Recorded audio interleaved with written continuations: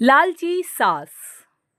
हेमा जी अभी अभी अपने पति विजय जी के लिए कॉफी बनाकर किचन से निकली ही थी कि सामने से कुसुम को आता देखकर उनका पारा चढ़ गया।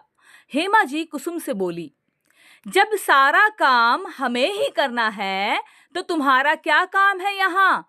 तुम्हें पता नहीं है कि हमें सुबह उठते ही कॉफी पीने की आदत है? कुसुम ने कहा, मम्मी जी, मैं आ ही रही थी लेकिन अर्जुन को जल्दी ऑफिस जाना था। उनके कपड़े प्रेस करने में टाइम लग गया।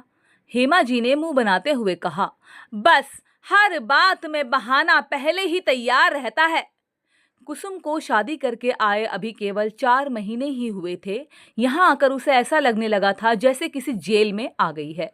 उसे कहीं जाना हो तो परमिशन लेनी पड़ती थी, कोई गलती हो जाए तो पनिशमेंट मिलता था। सास ससुर और पति तीनों ही एक सुर में उसका विरोध करते थे। कभी कभी तो उसका मन करता कि यहाँ से भागकर अपने पापा के घर चली जाए, लेकिन पापा हार्ट पेशेंट हैं, ये सब उन्हें पता लग गया तो न जाने क्या अनर्थ हो जाएगा।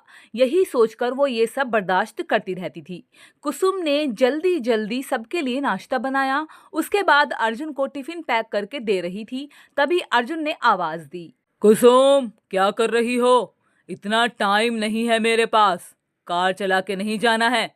मेट्रो में कितना समय लगता है तुम्हें पता है? जरा सा लेट पहुंचो तो ऑफिस में सुनना पड़ता है।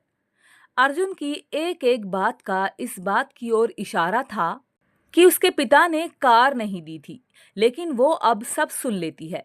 पिता को कैसे बताए कि जिन्हें आपने उसका जीवन साथी चुना था वो पैसों का लालची है। एक दिन शाम को अर्जुन घर आया तो उसने अपने पापा से बात की। पापा, अब मुझसे नौकरी नहीं होती। वो आपके पुराने दोस्त शर्मा जी मोटर पार्क बनाते हैं। मैं चाहता हूँ कि उसकी सप्लाई शुरू करूँ। पापा ने कहा, लेकिन बेटा, उसके लिए तो कम से कम 10 लाख रुपए चाहिए होंगे। वो कहाँ से आएंगे? अर्जुन ने कहा। अरे पापा, बस यही सोच रहा हूँ। तभी कुसुम चाय बनाकर लाती है। अर्जुन कुसुम से कहता है, कुसुम, तुम अपने पापा से कुछ पैसे उधार ला सकती हो। ये सुनकर कुसुम का सब्र जवाब दे चुका था। रोज रोज के तानों से दुखी होकर उसने जवाब दिया, अर्जुन, मेरे पिता के भरोसे मत रहना। उन्होंने मेरी शादी करके अपना फर्ज पूरा कर दिया। अगर आपको नौकरी करने में दिक्कत है तो मुझे जॉब करने दो, दोनों मिलकर कमाएंगे। ये सुनकर अर्जुन का पारा चढ़ गया। वो गुस्से में बोला, क्या बकवास कर रही हो? ज्यादा जुबान चलने लगी है। कुसुम भी बोली, अर्जुन, मैं बहुत बर्दाश्त कर चुकी हूँ, इसीलिए मैंने जॉब करने का फैसला किया है।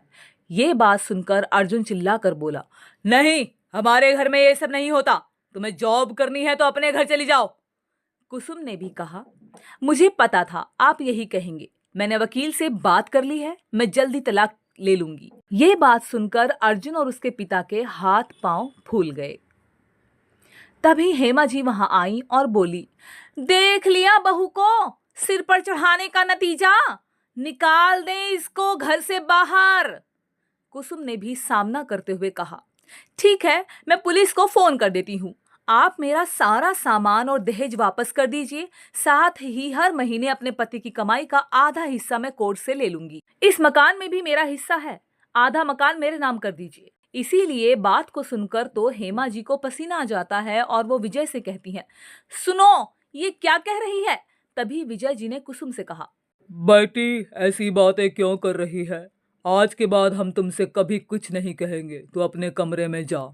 कुसुम गुस्से में बोली, नहीं पापा जी, बहुत बर्दाश्त कर चुकी मैं। अब मुझसे दिन भर के ताने बर्दाश्त नहीं होते। आप लोग इतने लालची होंगे ये मैंने कभी सपने में भी नहीं सोचा था। हेमा जी कहाँ पीछे रहने वालों में से थी।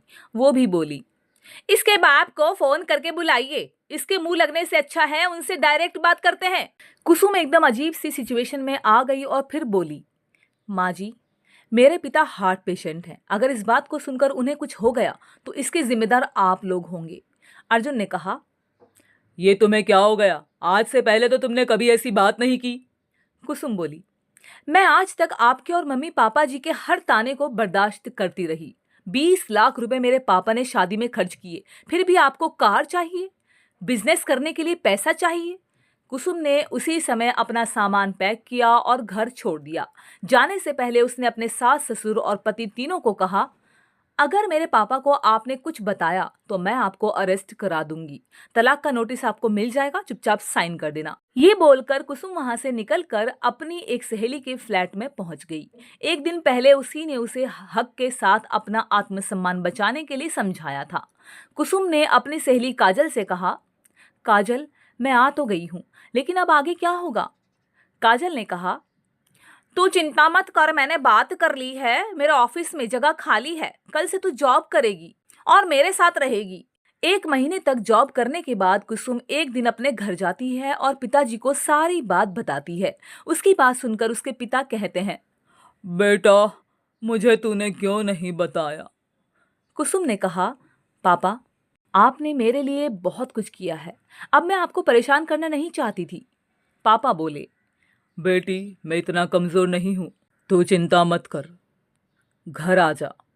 कुसुम ने कहा, नहीं पापा, मुझे कुछ समय दीजिए, अपने पैरों पर खड़ा होने दीजिए, अपनी एक पहचान बनाने दीजिए।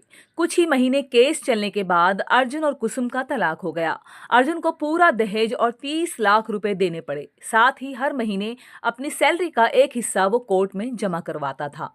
दोस्तों, ये कहानी कुसुम की थी, जो आज हम हर घर में हर बहू के साथ, हर बेटी के साथ होते हुए देखते हैं। दहेज के नाम पर लड़कियों को बहुत ज़्यादा प्रताड़ित किया जाता है। अगर हम डट कर उसका सामना करें और अपने पैरों पर खड़े होने के बारे में निश्चय कर लें, तो हमें कभी कोई धमकी देने वाला या दहेज के लिए प्रताड़ित करने वाला कोई नहीं होगा। ये ज़रूरी नहीं कि आप अपने पति से तलाक लें या अलग हो, लेकिन आप उनको सबक सिखा सकती हैं, उनको ये बता सकती हैं कि आप भी उतना ही हक रखती हैं कमाने में, अपने आप को खड़ा करने के लिए। अब आप एक और कहानी सुनिए। दीनदयाल जी अपने घर के बरामदे में बैठे अखबार पढ़ रहे थे।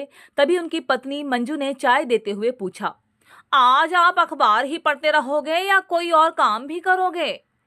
दीनदयाल जी हंसते हुए बोले, आज की छुट्टी पूरी तुम्हारी, बताओ क्या काम करना है? मंजू ने कहा, वो मैं सोच रही थी देवर जी के घर जाने की। दीनदयाल जी बोले, क्या, मानिक के घर? नहीं, मैं वहां नहीं जाऊंगा। तुम जानती नहीं अपना हिस्सा मांगने के लिए उसने कितनी बेइज्जती की थी हमारी। बाबूजी के मरते ही उसे हिस्सा लेने की इतनी जल्दी थी कि 13वीं तक भी नहीं रुका, पहले ही लड़ाई झगड़ा शुरू कर दिया। मंजू ने कहा, वो सब तो ठीक है, लेकिन इस बात को 5 साल बीत गए। दीनदयाल जी कहने लगे, तो इन 5 सालों में वो एक बार भी हमसे मिलने आया या कभी फोन पर बात की? वैसे आज अचानक वहां जाने की जिद क्यों कर रही हो? मंजू बोली, नहीं कुछ नहीं, बस ऐसे ही। दीनदयाल जी ने कहा, मैं तुम्हें जानता हूं, तुम कोई काम ऐसे ही नहीं करती। सच सच बताओ, क्या बात है? मंजू बोली, कल मुझे बाजार में उनके घर में काम करने वाली कमला मिली थी। वो बता रही थी कि अपनी सपना को कोई बड़ी बीमारी हो गई है। महीने में 2 बार उसे लेकर दिल्ली इलाज कराने जाते हैं और 1 सप्ताह रुक कर आते हैं। दीनदयाल जी चौंक कर बोले, जी, क्या सपना को क्या हुआ उसे? मंजू बोली, कमला को कुछ ज्यादा नहीं पता था। वो तो कह रही थी सारा पैसा बेटी की बीमारी में लग गया, अब तो मकान बेचने की तैयारी हो रही है। मुझे भी कह दिया है कि कहीं और काम ढूंढ लो। ये सुनकर दीनदयाल जी असहज हो गए। दीनदयाल जी बोले, इतना नालायक है, कुछ बता नहीं सकता? चलो अच्छा, मैं ना सही बुरे समय में तो खबर दे सकता है, पर उसकी तो नाक कट जाएगी मदद मांगने में। मंजू बोली, सुनो जी, मैं तो कहती हूँ छोड़ दो पुरानी बातें, चलो एक बार मिल आते हैं। दीनदयाल जी ने कहा, हाँ ठीक है, तुम तैयार हो जाओ, मैं गाड़ी निकलवाता हूँ। दोनों राकेश के घर पहुंच जाते हैं। मंजू जी आगे बढ़कर घंटी बजाती हैं। दीनदयाल जी कुछ पीछे खड़े थे। मधु गेट खोलती है। मंजू जी और दीनदयाल जी को सामने देखकर सकपका जाती है। उसकी आंखें झलक जाती हैं। एक टक देखने के बाद मधु ने कहा, दीदी आप, और वो रोने लगी और मंजू के गले लग जाती है। मंजू उसे यूं रोता देख बोली, अरे रो क्यों रही है, देख तेरे भैया भी आए हैं। मधु अपने को संभालते हुए दीनदयाल जी के पैर छूती है, दोनों को अंदर लेकर आती है। अंदर आते ही दोनों दंग रह जाते हैं। घर का आधे से ज्यादा सामान गायब था। ड्राइंग रूम में जहां शानदार सोफा पड़ा होता था, वहां 2 प्लास्टिक की कुर्सियां पड़ी थी। दोनों बैठ जाते हैं। दीनदयाल जी ने पूछा, राकेश कहाँ है? मधु बोली, जी वो काम पर गए हैं, मैं अभी फोन करती हूँ, आ जाएंगे। मधु जल्दी से दोनों के लिए पानी लाती है, किचन में जाकर चाय चढ़ा देती है। मंजू भी उसके पीछे पीछे किचन में पहुंच जाती है। किचन का हाल देखकर उसे बहुत बुरा लगता है। बड़ा सा फ्रिज, माइक्रोवेव सब गायब था। मंजू ने मधु से पूछा, सपना कहाँ है? क्या हुआ उसे? मैंने सुना है उसकी तबीयत ठीक नहीं है। अब मधु के सब्र का बांध टूट गया। वो फूट फूट कर रोने लगी। मधु रोते हुए बोली, दीदी सपना को कैंसर हो गया है। न जाने हमारे कौन से कर्मों की सजा हमें मिल रही है। दिल्ली से इलाज चल रहा है, सारे जमा पूंजी लगा चुके हैं, घर का सामान भी बेचकर उसका इलाज करा रहे हैं। अब सोच रहे हैं इस मकान को बेच दिल्ली में कहीं किराए पर चले जाएं। मंजू की आंखों से भी आंसू बह निकले। मंजू बोली, इतना सब कुछ हो गया, हमें बता नहीं सकती थी? इतना पराया कर दिया तुम लोगों ने हमें।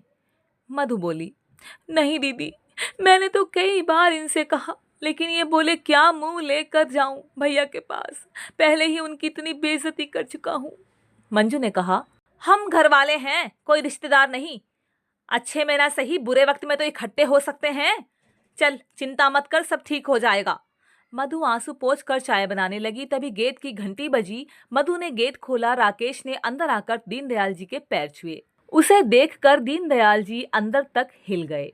राकेश, जिसके चेहरे से हमेशा तेज टपकता था, रौबदार भरा हुआ चेहरा, शानदार कपड़े पहने बुलेट पर घूमने वाला उनका भाई, आज उसे पहचानना मुश्किल हो रहा है। पीला पड़ा चेहरा, गाल अंदर धंसे हुए, बालों में सफेदी झलकने लगी थी। दीनदयाल जी बोले, छोटे, ये क्या हाल बना रखा है? इतना कुछ हो गया, मुझे बता नहीं सकता था? राकेश बिना कुछ बोले अपराधी की तरह सिर झुकाए खड़ा था। उसकी आंखें नम थीं। मंजू जी भी कहने लगी, देवर जी आपने तो हमें पराया कर दिया, ऐसी भी क्या नाराजगी? राकेश ने भाभी के पैर छुए और बोला, नहीं भाभी, ऐसी बात नहीं है। हिम्मत नहीं पड़ रही थी आप लोगों के सामने जाने की। जो मैंने आपके साथ किया, शायद उसी की सजा मिल रही है। दीनदयाल जी डांटते हुए बोले, नालायक, हमेशा उल्टी बातें ही करता है। बचपन में तो हर बात अपने भाई से शेयर करता था, आज क्या हो गया? राकेश फूट फूट कर रोने लगा और दीनदयाल जी के गले लग गया।